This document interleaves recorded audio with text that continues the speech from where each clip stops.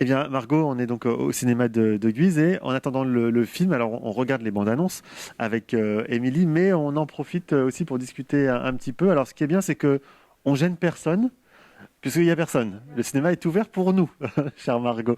Émilie, vous êtes chargée de communication ici à la ville de Guise et à la communauté de communes. C'est une chance pour une ville comme Guise, moins de 5000 habitants, d'avoir son propre cinéma. Ah oui, c'est une chance parce que ça permet aux habitants d'aller voir des films relativement récents, proches de chez eux. Et puis il y a aussi toute une partie du public qui est scolaire, donc ça permet à tous les enfants de la ville, mais aussi des centres de loisirs, d'accéder directement à des films récents. Ouais. Ça marche bien quand même quand on sait qu'il y a Saint-Quentin qui est pas très loin, par exemple. On arrive à faire venir les gens. Alors ça marche relativement bien. Après, il faut être honnête, avec la crise sanitaire, il y a quand même un peu moins de public, notamment parce qu'il y avait aussi des scolaires, beaucoup, des animations, des ciné-débats par exemple, qui n'ont plus lieu. Et puis dernièrement, le pass sanitaire qui, quand même, dans cet établissement, réduit un peu la fréquentation. Oui. Parce que là, on est sur une centaine de places, un peu plus. Environ, oui, un peu plus de 100 places et la jauge est un petit peu réduite avec le pass sanitaire. Ça, j'imagine qu'il faut rassurer les gens. C'est déjà, j'imagine, pas facile d'être un cinéma en milieu rural. Et en plus, les mesures qui viennent encore alourdir ce travail-là, il faut rassurer beaucoup.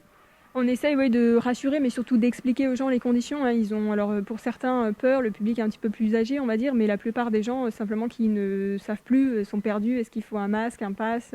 Donc il faut expliquer beaucoup et via les réseaux sociaux, ça facilite le passage du message, ouais. Là, ce cinéma, donc ce cinéma Vox, il appartient à la ville, c'est ça? Comment ça fonctionne? Comment bah, on arrive à financer toutes ces installations? Alors il appartient pas à la ville, les locaux sont un propriétaire privé, donc la ville loue le cinéma et puis par contre, il y a une régie municipale qui s'occupe de tout ce qui est, exploitation et fonctionnement du cinéma. Ah oui, donc on fait pas ce qu'on veut. Voilà, on ne fait pas tout à fait ce qu'on veut, et notamment au niveau de la programmation, hein, ça fonctionne via une société Cinéode, donc Olivier Desfossés, qui propose les films, et c'est parce qu'on a cette société Cinéode qu'on arrive à avoir des films relativement récents. Oui, c'est ça, parce que c'est pas parce qu'on est dans un cinéma rural qu'on a des films qui sont passés il y a 5 ans. Ce sont des films actuels. Voilà, des films actuels, alors avec un léger décalage en général, mais ça permet effectivement d'avoir quand même des films assez récents. Ouais. Notre film n'est toujours pas commencé. Margot, qu'est-ce que vous êtes allé voir dernièrement, Émilie, au cinéma? Camelot. C'était bien? Ah oui, moi j'ai beaucoup aimé, moi j'étais déjà fan de la série, donc ouais. Bon, bah, moi, je suis pas allé le voir. Je n'ai aucune référence sur Camelot. Je suis désolé. Eh ben, j'irai le voir, promis. On se donne rendez-vous dans quelques instants. On va un peu plus haut, c'est ça? On va montrer un peu l'envers du décor. On peut aller au balcon. Eh ben, alors, on va aller au balcon dans quelques instants. On revient tout de suite, Margot. Restez avec nous. On termine les bandes annonces quand même.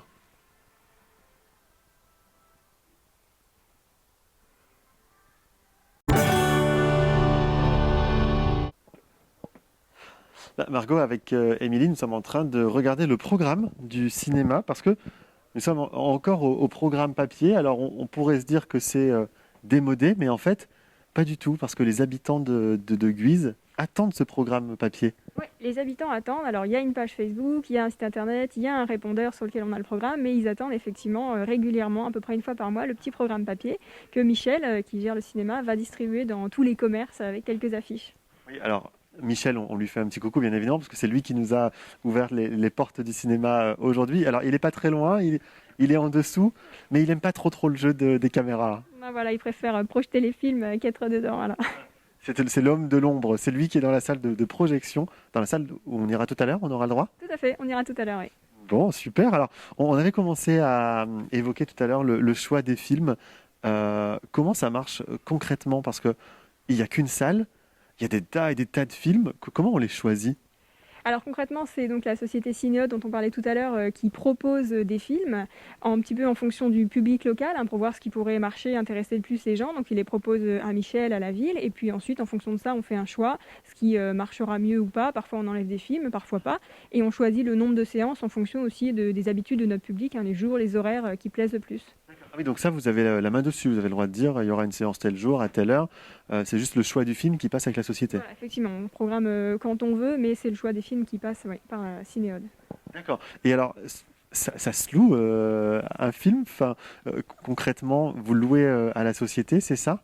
Alors avec ce fonctionnement, non, on ne loue pas les films aux distributeurs en fait, mais on reverse la moitié des recettes aux distributeurs, quelle que soit la fréquentation du film, ce qui permet de limiter les risques pris sur une projection.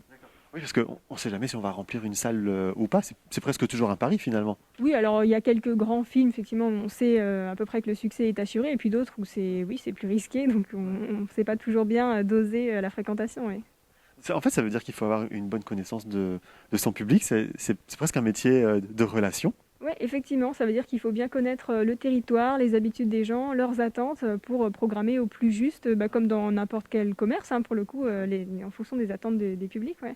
C'est chouette. Et alors, on a quand même un cinéma qui est très beau ici, il faut le souligner. Il est bien entretenu, les sièges sont hyper confortables. Ça, c'est pareil, c'est un atout pour une ville. On l'a déjà un peu dit tout à l'heure, mais c'est pas le petit cinéma miteux, entre guillemets. Il est de qualité, ce cinéma. Oui, effectivement, il est de qualité. Et puis comme c'est une régie municipale, les services techniques l'entretiennent régulièrement. Donc oui, il est très propre et agréable à fréquenter. Ouais. Et en plus, il est pas cher. On en reparlera tout à l'heure, mais alors vraiment, le tarif ici, c'est pas cher. On vous donne rendez-vous dans quelques instants, Margot, parce que nous allons aller juste derrière dans la salle de projection et on continue de parler de cinéma avec Émilie. On a le droit, hein? On a le droit. On a le droit. Allez, on y va.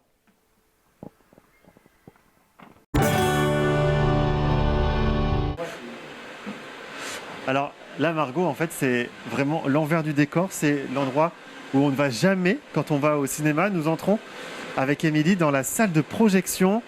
C'est assez surprenant de voir cette machine parce qu'on s'attend forcément à de très gros projecteurs comme on voit au cinéma. Eh bien non, maintenant tout est numérique. Oui, tout est numérique, donc effectivement ça prend beaucoup moins de place dans une pièce qui malgré tout reste assez petite. Hein. Ça a un peu changé le métier de Michel finalement. Michel, notre régisseur qui est pas très loin, il est caché derrière en vrai. Ça a changé son métier aussi finalement. Bah oui, un petit peu. Il y avait ce côté ancien des cinémas, voilà, qu'on connaissait, la partie technique. Et aujourd'hui, bon, c'est numérique, donc c'est vrai que ça fait moins rêver, on va dire. Oui. Donc là finalement, c'est bête ce que je vais dire, mais comment ça marche? Il y a juste à cliquer. Tiens, par exemple, je veux un des films qu'il y a là. En gros, il n'y a presque plus qu'à cliquer et c'est lancé, quoi. Enfin, grosso modo. Voilà, grosso modo, c'est presque ça, oui. Comme sur un ordinateur, avec un gros projecteur. D'accord, c'est incroyable. Et évidemment, la salle de cinéma est juste là, derrière. Vous ne la verrez pas, elle est cachée. Revenons un peu sur Michel et son métier de régisseur. Donc, il a plusieurs casquettes finalement, parce qu'il fait presque tout ici. Oui, il est tout seul en fait à s'occuper du cinéma, donc il s'occupe de la partie projection dont on vient de parler, mais aussi de la communication, la diffusion des films, l'annonce au public dont on parlait tout à l'heure avec le programme, la page Facebook, et puis toute la partie relationnelle avec le public, mais aussi avec les élus de la régie municipale, et puis également la partie administrative et financière, les comptes. Ouais. C'est un gros boulot finalement. Oui, c'est un gros boulot qui est assez varié. C'est pas juste accueillir le public en bas, récupérer, donner le ticket. C'est pas juste ça finalement. C'est vraiment beaucoup plus conséquent. On se rend pas compte de tout ça. On se rend pas compte de toute la partie qui est derrière, effectivement, au-delà de la vente du billet. Ouais.